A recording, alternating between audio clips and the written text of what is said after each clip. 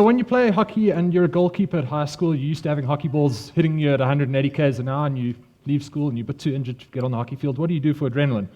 Well, you go and use the jungle gym in Cape Town, aka Table Mountain, and you abseil off there. You live on Red Bull, but walking across the country, cycling across the country just doesn't do it anymore. You need that permanent go, go, go. So I found a water sport called riverboarding. Loosely classified as bodyboarding, but in rivers.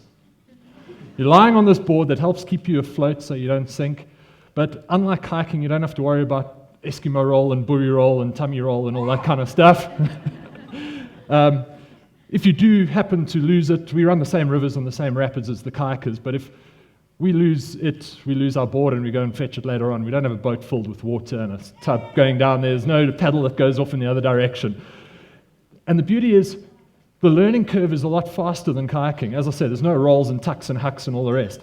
Basically, kick, hold onto the board and have the balls to take it face on. Quite simply put.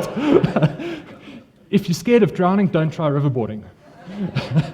I had an experience last year. I went over a waterfall. It was 9 meters and lost the sight to my right eye for a while because of infection and stuff growing in my leg and all the rest from the disgusting rivers. We're in the water. We absorb it. So headed up to Lesotho. This is camp on night 1. I'd been portaging gear for 10 hours that day. Walk up with the board, put it down, walk back for the bag. That's 30 kilograms. Walk back up, sit for 5 minutes, rest. Eventually, I get up to the top of this. This is Rockery's Pass, and I get to the source of the Orange River. 2 days of walking, and that's actually a stripped-down bag. That's in Lesotho. Now, me, a PFD and a pair of fins. Now, suddenly, I've got this 30-kilogram mass on my back. I've got food shoved in my board. It handles completely differently. Suddenly, I'm top-heavy, and I'm rolling through every rapid. It's a nightmare. And because of the food shoved in the board, I don't have that much flotation anymore, so the board's actually now underwater, and I'm pretty much sinking. So I'm pretty much up to there in the water the whole time. And you're just going and going, the body's taking strain, and 7 days to get to the first town, and no one speaks English. So the whole thing. But being out there and alone, and with now this extra weight, I'm used to running short rapids, you go out for a few hours in a day, but suddenly when you hit this, you're alone, you don't have that safety kayaker or safety riverboarder below to pull you out if things go pear-shaped. You've got to start deciding, hang on, is this worth running? Or do I go and walk, put my bag down up ahead, and come back?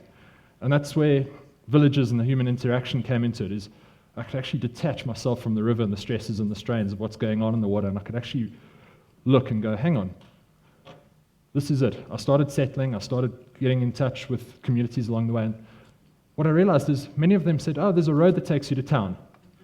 They didn't realize that the river actually takes you to the same town. They didn't realize that what they do here impacts further down. And you don't want to wake up in the morning with a red helmet next to you and a red board and a red this and a red that and the bull looking around the corner going, hello. Not fun at all, I'll tell you that. And at that point in Lesotho, because of weight and restrictions, I didn't actually have a tent with me. So I was sleeping under the stars. I didn't even have a tarp with me. So literally sit up, look over the bivvy bag, and there's a bull. But as I got through Lesotho, I started learning how to handle and transporting the gear. I was like, hang on, if there's shallow and I got a big headwind, let me just wade through the water. It took a bit of strain off my back, but I lost 12 kilograms just in Lesotho. I'd put 5 kilograms on before I started, just in case. So I was 7 down from where I was. The problem is, April starts, you get into winter. I had snow in Lesotho. I'm still struggling with feeling in that finger.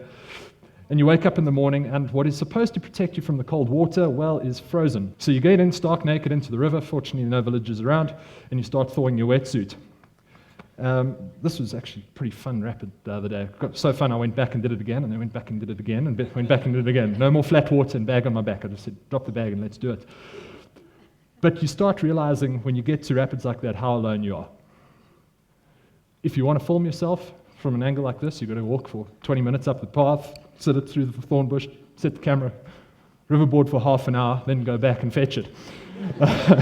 And suddenly you realize, hang on, if something happens, and now you start looking back to those rapids that you've run, and you thought, hey, that was quite exciting. What happens if?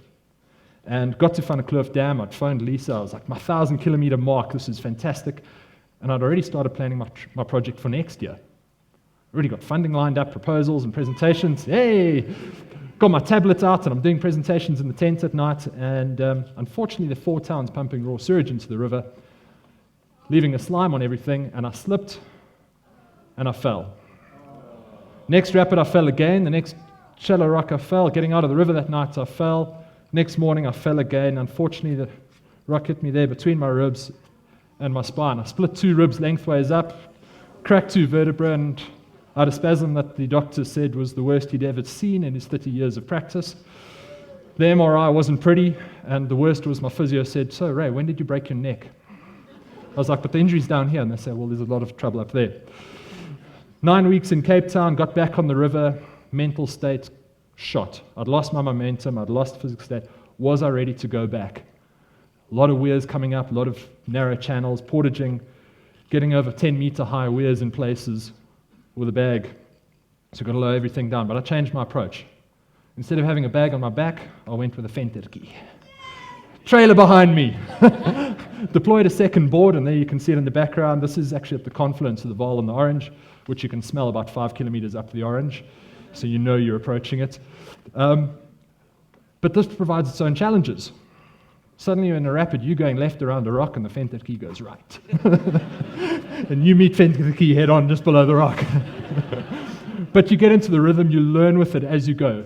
That's what expeditions and adventures are about. You go in as prepared as you can be, but then as you go, you learn, you take the punches, you roll with them, and you adapt, as we've got to do in life and as in business.